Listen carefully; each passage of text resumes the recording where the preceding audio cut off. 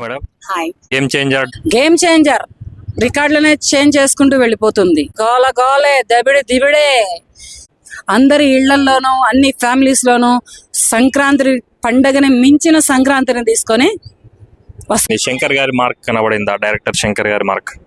ఇక ఆయన డైరెక్షన్ కి తిరుగులేదు. దాని గురించి చెప్పుకోవాల్సిన పని లేదు. కానీ దానిలో మరి ఒక పవన్ కళ్యాణ్ గారు కనపడ్డారు. రామ్ చరణ్ గారు చేసిన యాక్టింగ్ కానీ, ఆయన చేసినటువంటి 3 పాత్రలే కానీ, సాంగ్సే కానీ, ఏవైనా కానీ ఒక పవన్ కళ్యాణ్ గారు కనపడ్డారు. తన తండ్రి అయినటువంటి రామ్ చరణ్ గారి తండ్రి అయినటువంటి చిరంజీవి గారు కనపడ్డారు. వీళ్ళిద్దరిని కలబోసుకొని కలగలిపి తీసిన మూవీ కనుక అది.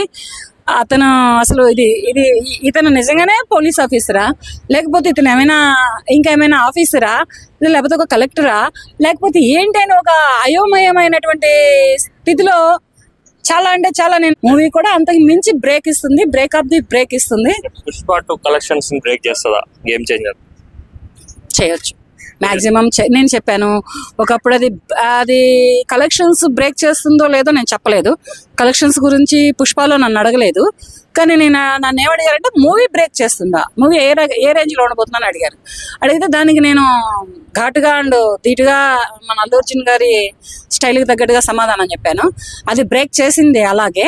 అలాగే దీన్ని కూడా ఇక కలెక్షన్స్ అంటే నాకైతే తెలియదు. కానీ ఒక మూవీని మించి ఒక మూవీ పోటాపోటీగా ఉన్నాయి కనుక ఒకదాన్ని మించి ఒకటి బ్రేక్ చేసుకుంటూ గేమ్ చేంజర్ కూడా ఇప్పుడు వచ్చిన మూవీస్ అన్నిటికంటే కూడా బ్రేక్ ఆఫ్ ది బ్రేక్ అవుతుంది.